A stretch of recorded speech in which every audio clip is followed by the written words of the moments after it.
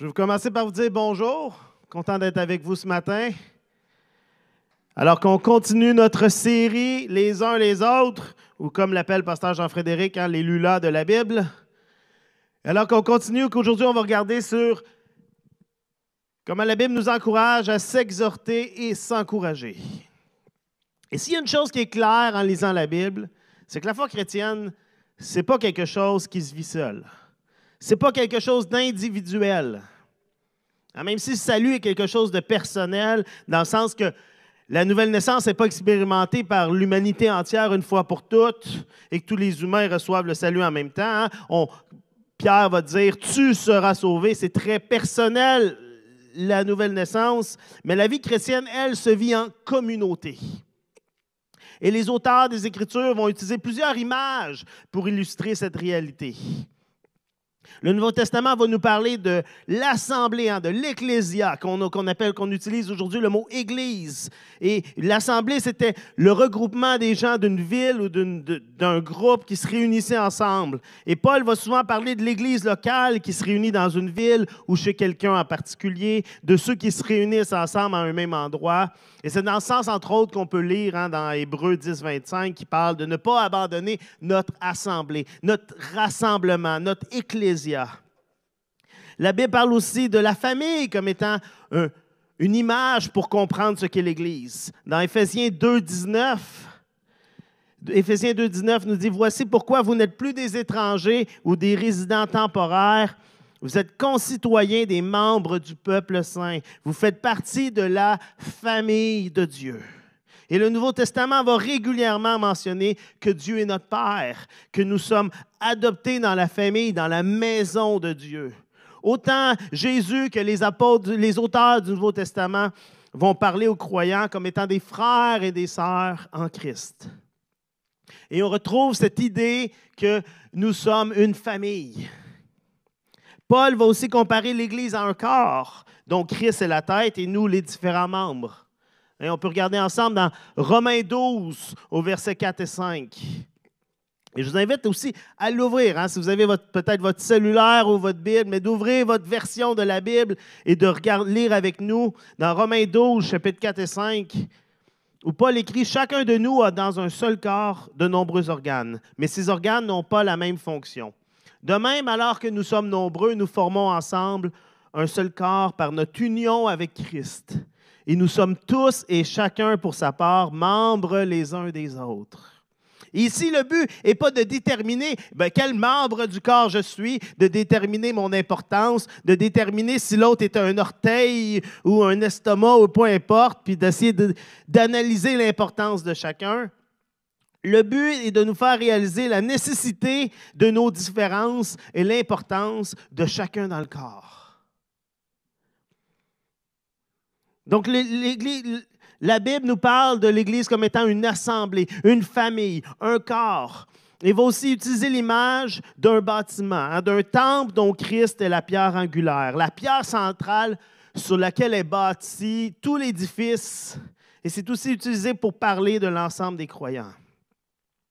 Et bien sûr que ce soit l'assemblée, la famille, le corps, un bâtiment, toutes ces images, ces métaphores sont incomplètes et imparfaites.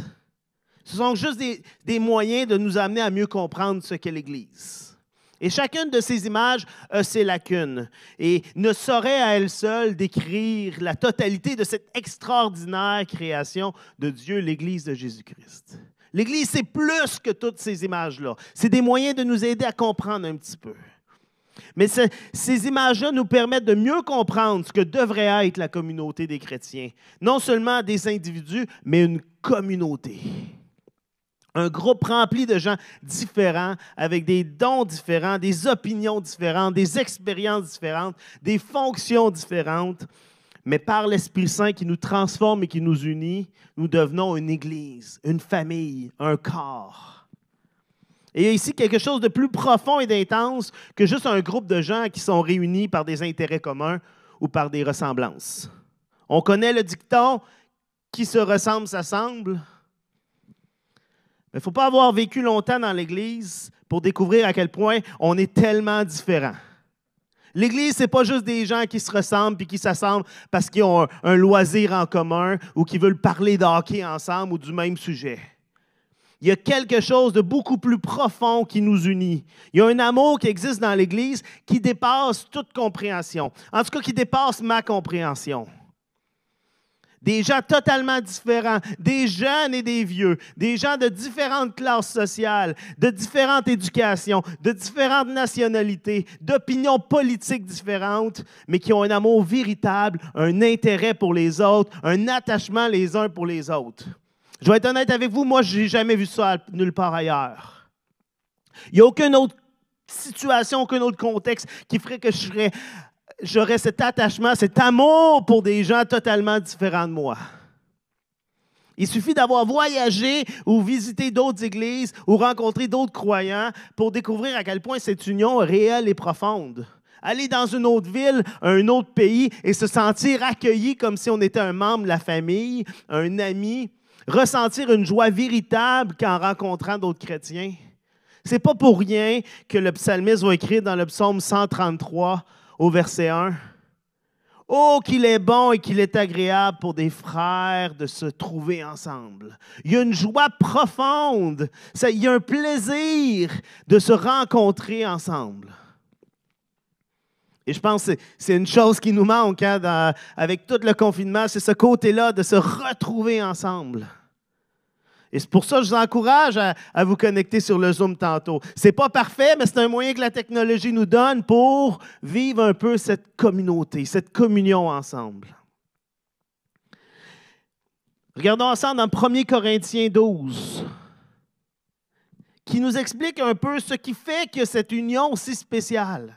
1 Corinthiens 12, au verset 12, alors que Paul continue à parler sur l'Église comme étant un corps, et il disait, comme on a lu tantôt, le corps humain forme un tout et pourtant il a beaucoup d'organes. Et tous ces organes, dans leur multiplicité, ne constituent qu'un seul corps. Il en va de même pour ceux qui sont unis à Christ. En effet, nous avons tous été baptisés dans un seul et même esprit pour former un seul corps. Que nous soyons juifs ou non-juifs, esclaves ou hommes libres. C'est de ce seul et même esprit que nous avons tous reçu à boire. Et Paul va mentionner que l'Esprit Saint, c'est celui qui nous unit. C'est celui qui fait de nous des enfants de Dieu, des membres de la famille de Dieu. C'est le ciment qui unit chaque brique que nous sommes en un seul bâtiment.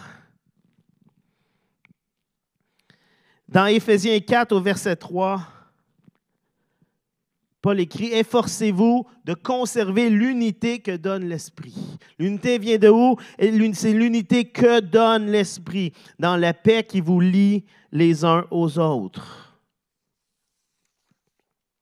Et ce qui est intéressant ici, c'est de noter comment l'unité de l'Esprit, c'est quelque chose qu'on doit s'efforcer de conserver. Ça implique des efforts de notre part. Et c'est entre autres le but de cette série « Les uns les autres ».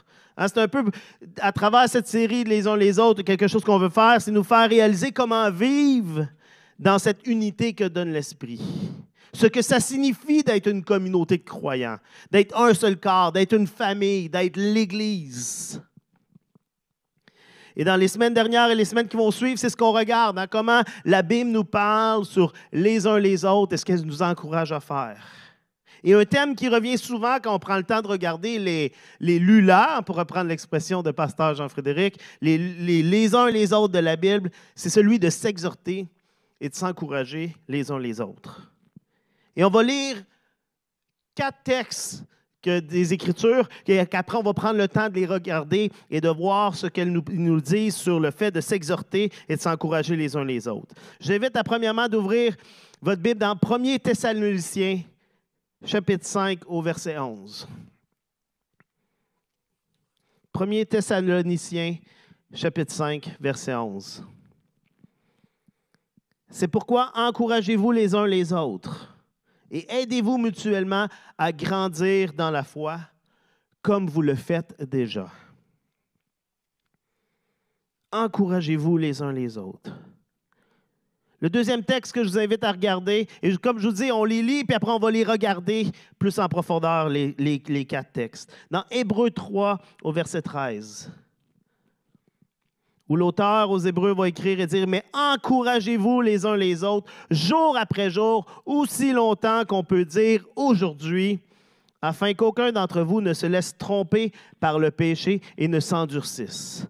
Encouragez-vous les uns les autres, jour après jour. » Dans Romains 15, au verset 14, Romains 15, verset 14, Paul va écrire « Frères et sœurs, j'ai personnellement la conviction que vous êtes pleins de bonté, remplis de toute la connaissance et tout à fait capables, par conséquent, de vous conseiller les uns les autres. » Et c'est encore le même terme, on va le regarder dans un instant, mais vous conseillez les uns les autres, on est encore dans le même terme. Colossiens 3 au verset 16, notre dernier texte, dans Colossiens 3 au verset 16, juste un peu plus loin que Romains, Paul écrit encore que la parole de Christ réside au milieu de vous dans toute sa richesse, qu'elle vous inspire une pleine sagesse pour vous instruire et vous avertir les uns les autres, ou pour chanter à Dieu de tout votre cœur des psaumes, des hymnes, des cantiques inspirés par l'Esprit, afin d'exprimer votre reconnaissance à Dieu, vous instruire et vous avertir les uns les autres. Et ce matin, on va faire quelque chose qu'on conseille de faire à nos élèves à l'école. Si vous êtes des profs de français, des profs de littérature, des profs d'anglais, c'est quelque chose qu'on fait régulièrement. Même en univers social, j'imagine aussi, on pose des questions en regardant un texte. Hein? Puis des questions de base, le quand, le quoi, le qui, le comment et le pourquoi. Donc, on se pose les questions, on essaye de voir ce que le texte nous dit. Est-ce que ce matin, c'est ce que je veux faire avec ces 4 versets? Premièrement, le quoi. Hein, dans les versets qu'on vient de lire, il y a 2 termes grecs qui sont traduits dans la Bible Louis II par le terme « exhorter ». Si vous lisez les 4 versets qu'on vient de lire, dans la Bible Louis II, c'est le mot « exhorter » qui revient à chaque fois. Et le premier mot grec qui est utilisé, c'est le mot « parakaleo ». Je vous invite à le dire de chez vous, hein, « parakaleo », qui veut dire « appeler près de soi », « exhorter »,« encourager »,« réconforter »,« consoler ». Hein, on peut faire un lien avec le mot qui est utilisé pour décrire le Saint-Esprit dans Jean 14, verset 16, hein, où Jésus va dire « Je ferai venir un paraklétos », un aide auprès de vous. C'est un terme légal qui parlait de quelqu'un, un conseiller légal qui venait auprès de quelqu'un. Un consolateur, un avocat. Et c'est un terme très proche qu'on retrouve ici, particulièrement dans 1 Thessaloniciens 5. Hein, c'est pourquoi encouragez-vous les uns les autres, parakalez-vous les uns les autres. Ou dans Hébreux 3, hein, encouragez-vous les uns les autres, encore ce même terme, parakaleo. Le deuxième terme qu'on retrouve, c'est le mot grec nouthétéo. Et encore là, je vous invite à le dire, nouthétéo, qui veut dire exhorter, avertir, conseiller, prévenir. Et c'est ce mot-là qu'on retrouve dans les 2 versets suivants, hein, dans Romains 15, 14, où Paul va dire « Vous êtes tout à fait capables de vous conseiller les uns les autres. » Et ou dans Colossiens 3, 16, hein, il va dire dans le milieu « Pour vous instruire et vous avertir les uns les autres. » Et ce terme-là est un peu plus, il a un sens plus sérieux, un peu plus sévère, un peu plus dans le genre de « Hey, il faut que je te parle. J'ai besoin de te parler, j'ai quelque chose à te dire. Hein, » Le parakaleo est un peu plus, on est dans l'encouragement, dans l'accompagnement, alors que nouthétéo est un peu plus dans « J'ai besoin de te parler parce qu'il y a des choses qui doivent changer. » Et nous sommes tous appelés à nous approcher les uns des autres pour s'encourager, s'exhorter, se réconforter, se consoler, se conseiller, s'avertir les uns les autres. C'est intéressant de noter que le terme parakaleo implique d'être à côté ou près de l'autre. Un para, qu'on retrouve dans parallèle, c'est d'être à côté d'eux. Et parakaleo nous dit d'être appelé à côté d'eux. C'est encore là, c'était un terme légal qui voulait dire je prends quelqu'un qui va me conseiller, qui va m'aider, qui va me diriger dans une situation, mais qui est près de moi. Pour pouvoir vraiment exhorter ou encourager quelqu'un, pour que nos gestes et nos paroles aient un impact dans la vie de l'autre, il faut être près de lui. prêt, entre autres, physiquement, hein? Mais Paul va utiliser ce terme pour décrire ce qu'il fait aux chrétiens, à qui il écrit de très loin. Quand il leur écrit ces messages-là, il n'est pas à côté d'eux. Donc, ce n'est pas simplement une distance physique, surtout avec toutes les technologies qui nous permettent de communiquer de plusieurs autres manières. Bon, je reste d'accord avec vous qu'il n'y a rien comme le fait d'être IRL, hein, in real life, dans la vraie vie, d'être en personne, de se parler pour se parler de choses importantes et intimes. Il n'y a rien comme voir le visage de l'autre, incluant sa bouche, parce que présentement, avec le masque, il nous manque une bonne partie de la communication. En ce moment, j'ai des Christians devant moi qui font un beau sourire. Donc, ça fait du bien. On n'a plus ça dans notre vie de tous les jours. Mais je pense que beaucoup plus dans ce terme de paracaléo, il y a un sens de proximité émotionnelle et relationnelle. Pour encourager, pour conseiller, pour réconforter, pour avertir, pour reprendre, il est nécessaire d'avoir une proximité avec la personne à qui nous parlons. C'est rare que des paroles d'encouragement d'inconnus sur les réseaux sociaux aient vraiment un impact dans nos vies et vont nous réconforter. Il y a plein de gens qui mettent des belles pensées, des belles citations, puis on fait « Ah, c'est beau », puis on les oublie immédiatement après. C'est rare que ça nous touche vraiment. C'est rare que les avertissements d'un inconnu nous amènent à changer nos vies. On fait « Ah, il a raison, hein, je devrais faire de quoi », puis on arrête d'y penser tout de suite. On va trouver que c'est bien dit, que c'est des belles paroles, puis on va passer à autre chose, puis tout oublier le lendemain. Mais quand un ami, quand un membre de la famille, quand un proche prend le temps de nous parler, de nous encourager, de nous réconforter, de nous conseiller, de nous avertir, de nous reprendre, ça a beaucoup plus d'impact. Ce sont des paroles qui ont plus de poids dans la balance. Donc, si on veut se paracaléo les uns les autres, on doit s'approcher les uns des autres. On va devoir faire les efforts et prendre le risque de développer des relations plus intimes avec les autres, d'y mettre le temps et l'énergie. Parce que les relations, ça ne se développe pas comme ça. On va devoir mériter le droit de parler à l'autre. Hein, pour que l'autre nous écoute vraiment et que notre parole ait du poids pour lui, il faut qu'on ait gagné le droit de lui parler. Gagner sa confiance. Démontrer à l'autre qui est assez important pour nous et qu'ici, qu'on lui parle, ce n'est pas juste pour montrer notre grande sagesse, pour faire un beau geste, mais parce qu'on a l'autre à cœur. Ça va aussi impliquer de laisser des gens entrer dans votre bulle relationnelle. Et pour certaines personnes, ça, c'est facile. Il y a des gens qui n'ont pas de misère à parler avec tout le monde, ils ont plein d'amis, ils ont plein de relations, ils parlent de leurs émotions avec tout le monde. Mais pour d'autres, les blessures du passé vous ont rendu toujours sur la défensive. Vous ne voulez plus laisser personne s'approcher de vous, émotionnellement, relationnellement, parce que vous avez peur d'être blessé à nouveau, consciemment ou inconsciemment.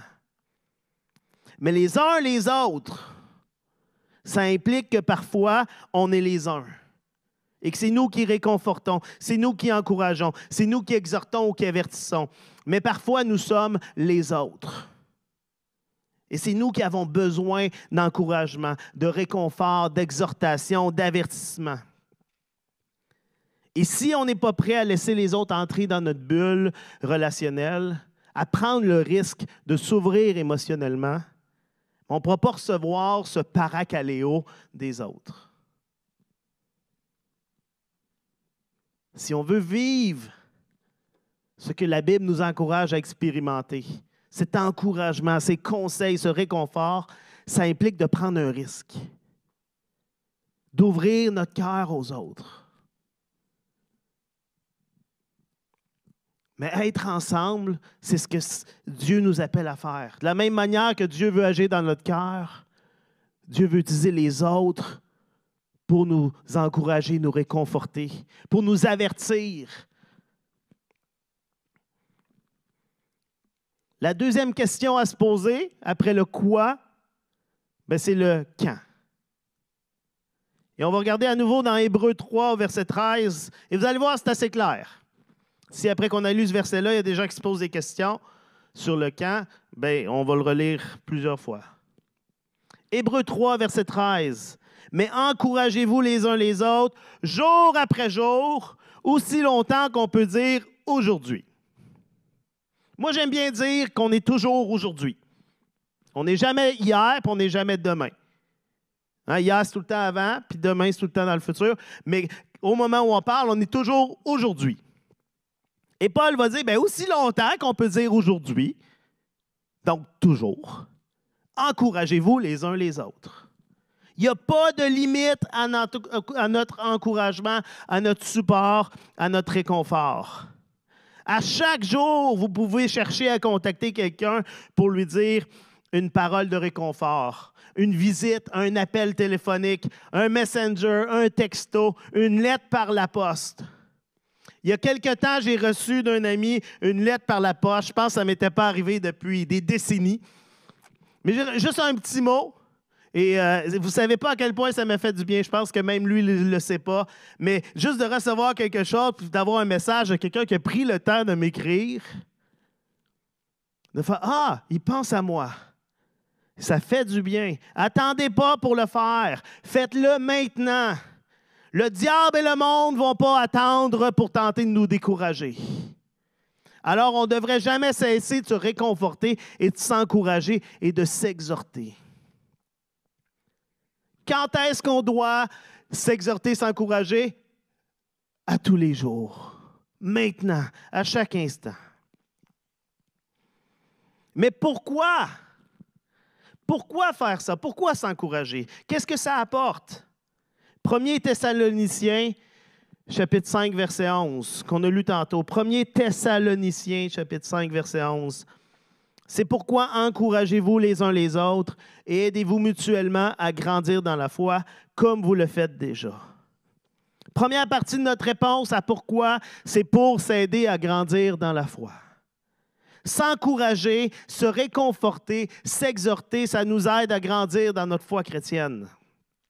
Ça nous permet de voir l'amour de Dieu en action à travers la vie des autres.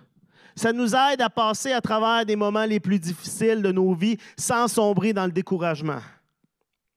Parce que lorsqu'on est seul à vivre à travers nos difficultés, à travers nos épreuves, c'est facile de dire « il n'y a pas d'espoir », puis juste de sombrer dans le découragement, puis jamais s'en sortir. Mais lorsqu'il y a des gens qui nous accompagnent, qui sont là avec nous, ça nous permet de voir une autre perspective de notre situation, de voir les choses d'une autre manière. Hein, quand on vit un problème, on est habituellement collé sur le tableau. Tout ce qu'on voit, c'est le problème, puis il y a de l'âge gigantesque. Puis on ne voit pas d'espoir. Et parfois, ça prend quelqu'un d'autre qui nous recule ou qui nous dit « Non, non, il y a d'autres choses qui se passent. Regarde, et qui nous montre une vision plus d'ensemble. » Ça nous permet d'entendre ce que Dieu a à nous dire. Parce que Dieu utilise les autres pour nous parler. Parfois, ça nous permet de voir comment on est en train de nous éloigner de Dieu ou de nous détourner de ses voies. Alors, regardons Hébreux 3, versets 12 et 13. Hébreux 3, versets 12 et 13. Qui nous dit « Prenez donc bien garde, frères et sœurs, que personne parmi vous n'ait le cœur mauvais et incrédule au point de se détourner du Dieu vivant. » Et l'auteur va dire comment faire ça. Mais encouragez-vous les uns les autres, jour après jour, aussi longtemps qu'on peut dire aujourd'hui, afin qu'aucun d'entre vous ne se laisse tromper par le péché et ne s'endurcisse. Il y a quelque chose dans le fait de s'encourager qui nous garde attachés à Dieu. Dans le fait de s'exhorter, dans le fait de se conseiller qui nous rapproche de Dieu, qui nous remet, « Hey, fais attention, tu es en train de t'éloigner, tu es en train de te détourner du chemin droit. » Ah, puis quand c'est fait de la bonne manière, bien, ça fait du bien, ça nous ramène. Hébreux 10, verset 24. Hébreux 10, verset 24 va dire « Veillons les uns sur les autres pour nous encourager mutuellement à l'amour et à la pratique du bien. » Pour nous encourager mutuellement à l'amour, à la pratique du bien. D'autres traductions vont dire pour nous exciter à l'amour, pour nous inciter à l'amour. Dans tous les bons films, il y a un moment décisif, le discours du coach avant le match ou pendant la demi, quand ça va mal, puis qu'il fait un discours, puis qu'il change le reste du match. Soudainement, tout le monde est motivé, puis oui, on va gagner. Ou le discours du roi, du commandant avant la charge finale, avant le combat final. Puis on y va, pour Frodon! Et tout le monde, c'est comme ça donne un courage nouveau. Ou la parole qui a été dite en secret, que le personnage principal se souvient quand il est face à une difficulté. Puis là, le montage nous ramène au moment où il a parlé. Puis là, ça le motive, puis il continue, puis il réussit. On a tous des expériences de paroles d'encouragement, de témoignages qu'on a entendus, de modèles qu'on a vus qui nous ont stimulés et encouragés à continuer d'avancer, à prendre un risque, à faire un geste d'amour, à faire le bien d'une nouvelle manière, à être généreux, s'encourager mutuellement à l'amour et à la pratique du bien. Et ça se fait dans les paroles, mais ça se fait aussi dans les gestes. Mais il y a de quoi de stimulant de voir les autres qui nous encouragent et qui aussi, eux, agissent et qu'ensemble, on fait quelque chose. C'est beaucoup plus facile de travailler ensemble que de faire la même chose seul.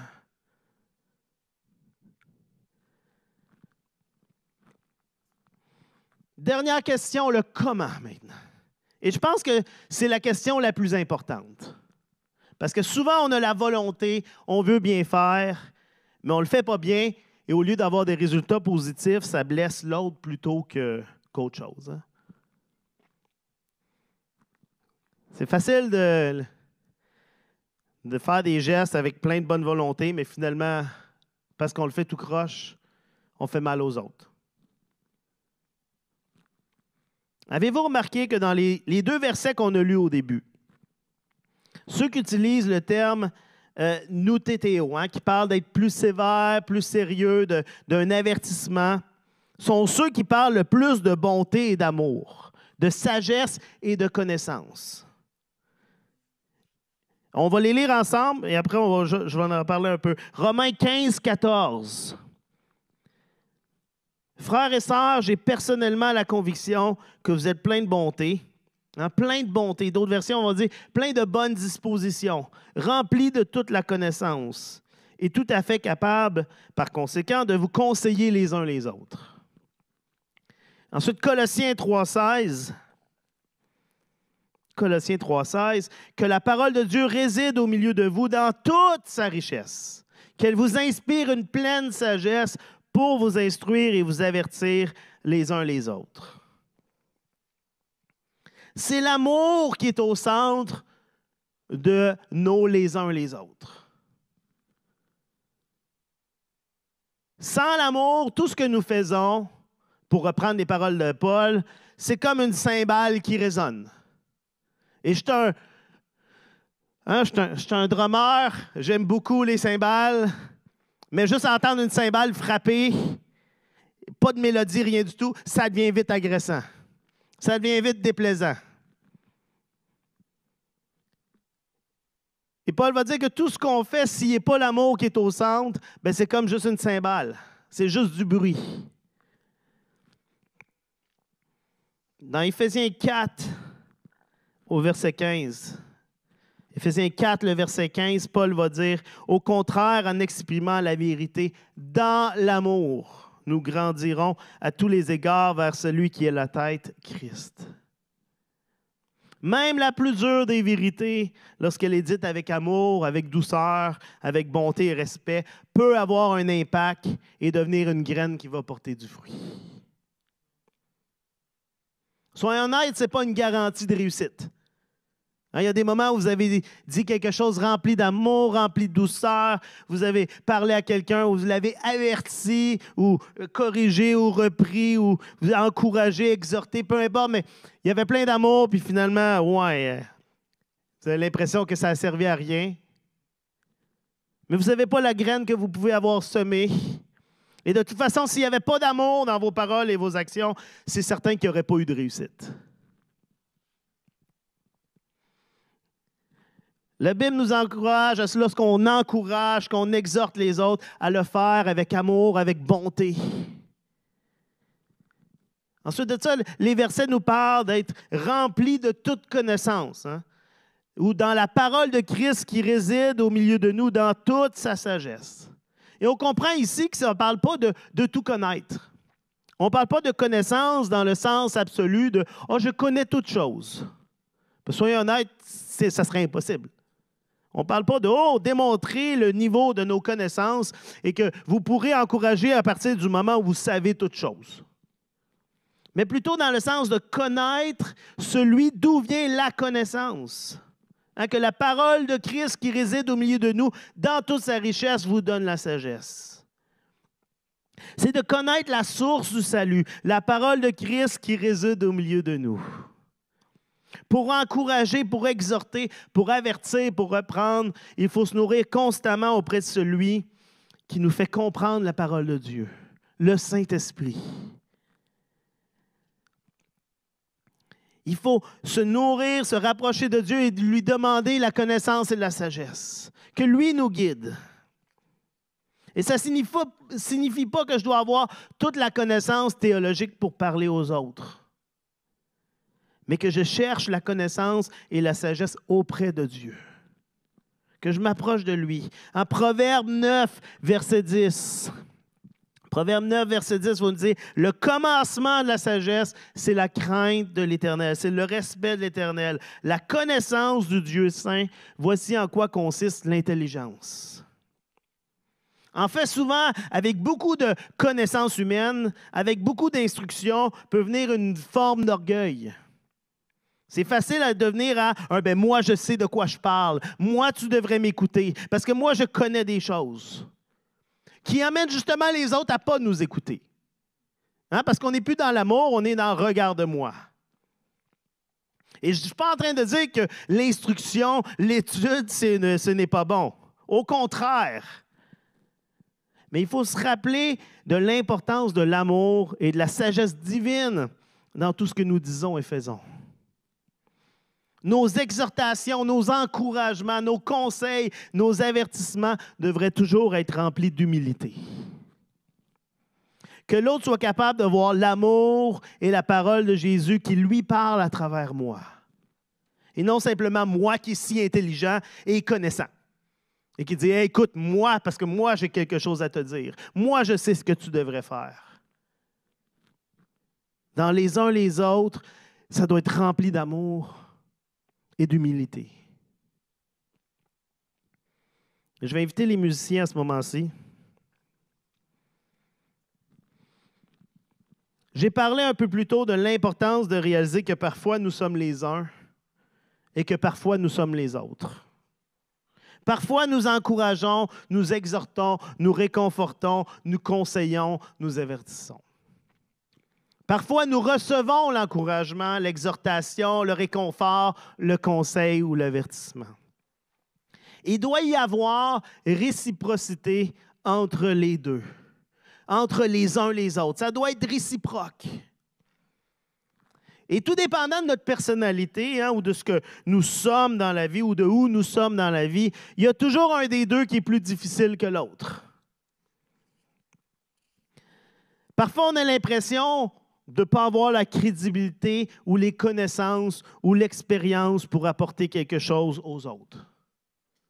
Parfois, on a une mauvaise estime de soi et on considère qu'on n'est pas si important que ça, qu'on n'a rien à dire, qu'on n'a rien à apporter aux autres.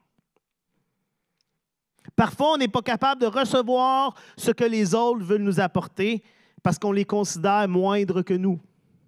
On considère que c'est nous qui devrions leur apporter quelque chose. C'est nous qui avons la connaissance ou la crédibilité ou l'expérience, et non l'inverse. Et là, on est dans l'orgueil.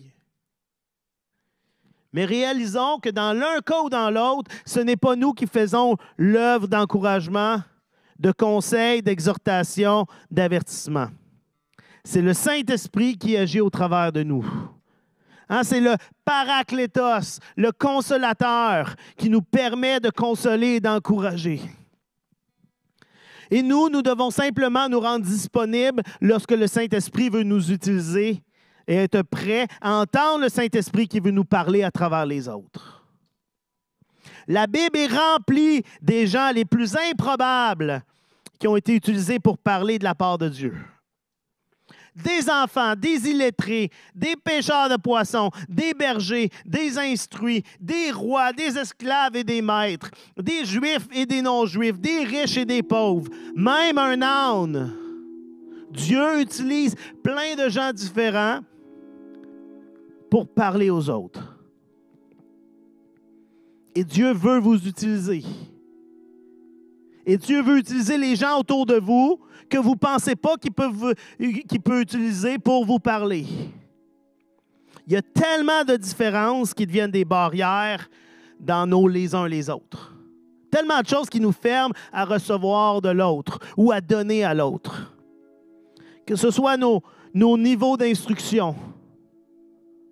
Ben là, j'en connais bien plus que lui, là, il ne peut pas m'apprendre quelque chose. Ou je ne sais pas, il est tellement plus éduqué que moi, qu'est-ce que je pourrais lui dire qu'il ne sait pas déjà? Nos différences d'âge. Hein, que ce soit générationnel, que ce soit l'âge physique, hein, je suis bien trop jeune. Paul va dire à Timothée hein, que personne ne méprise ta jeunesse. Ou peut-être, je suis bien trop vieux, je suis plus pertinent. Les jeunes, ils ne vont pas m'écouter. Ils vont dire « Hey, OK, boomer. »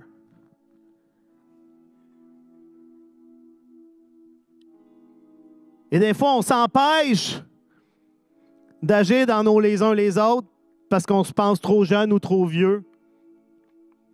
Ça peut être aussi notre expérience spirituelle, hein, notre âge spirituel. Ça fait tellement plus longtemps de moi qui est chrétien. Qu'est-ce que je pourrais dire qu'il ne connaît pas déjà?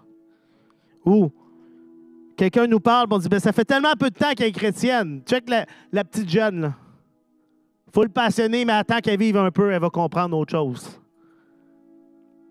On a des talents différents, des dons différents, des intérêts différents, des appels différents. Hein, pour reprendre l'image du corps, on est des membres différents. Il n'y en a pas un pareil. Ne laissez pas ce qui vous semble être des défauts ou des manques vous empêcher d'être un réconfort, un encouragement, un conseil pour les autres. Et ne laissez pas votre orgueil et tout ce que vous avez vous empêcher de recevoir l'encouragement, le conseil ou l'avertissement que Dieu veut vous donner à travers votre frère ou votre sœur. Parce que finalement, c'est le Saint-Esprit qui nous parle. C'est le Saint-Esprit qui agit à travers nous pour parler aux autres. Et c'est le Saint-Esprit qui utilise les autres pour nous encourager, pour nous exhorter, pour nous réconforter, pour nous avertir. Et le défi que je vous lance aujourd'hui en terminant, c'est de prendre un moment aujourd'hui, hein, comme dit Hébreu, aujourd'hui, pour écrire, pour appeler, pour FaceTimer quelqu'un, pour lui donner une parole d'encouragement, un peu de réconfort, de l'amour, un rappel que vous êtes là et que cette personne est importante pour vous. Juste par amour. Sans attendre, en espérant recevoir quelque chose en retour, puis finir la journée en disant « Ouais, j'ai pas reçu le message, là. » Hein? Des fois, on fait ça, des gestes juste par... des gestes de bonté, mais égoïstes un peu parce qu'on espère quelque chose en retour.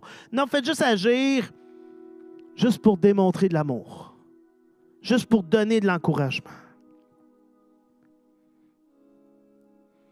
Je termine en lisant ces deux textes de 1 Thessaloniciens 5 et de Colossiens 3.